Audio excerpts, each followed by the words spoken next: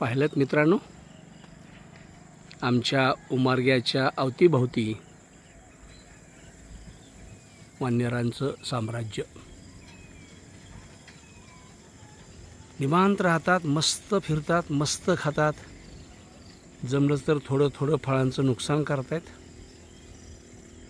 आम्ही आमचं म्हणून लावलं, परंतु त्यांचं नाही का, हाही मनाला प्रश्न शिवून जातो.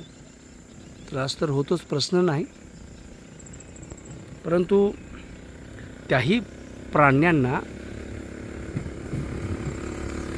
आवश्यकता आहे अन्नाची.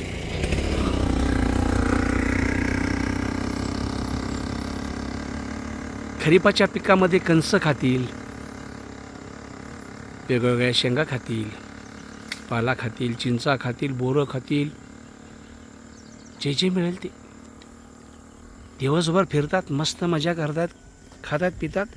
आणि संध्याकाळी ह्या झाडाच्या बाजूला खूप मोठी जागा आहे, तिथं ते राहतात.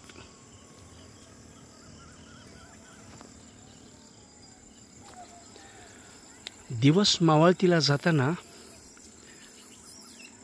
या पृथ्वीवरचे सगळे जीव आपल्या आपल्या अन्नाची सोय करून निवांत होतात. तशीच ही सर्व वानरं दिवसभर हिंडून फिरून लेकरा बाळासहित एकत्र शांत थांबलेली आहेत. आहे की नाही मजा? त्यांच्यासोबत सुद्धा खरी मैत्री व्हायला पाहिजे, मस्ती करता आली पाहिजे, त्यांनाही स्वीकारता आलं पाहिजे.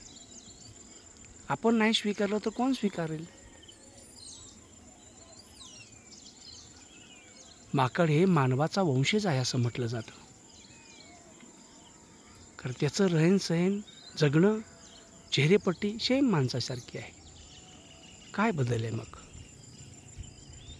कोणताही प्राणी असो, पक्षी असो, कोणताही जीव असो, त्यांना जेवढं सांभाळता येईल तेवढं सांभाळणं हा आपला धर्म आहे.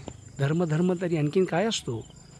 धर्माला रंग नसतो, धर्माला रूप नसतं, धर्माला फक्त प्रेम असतं.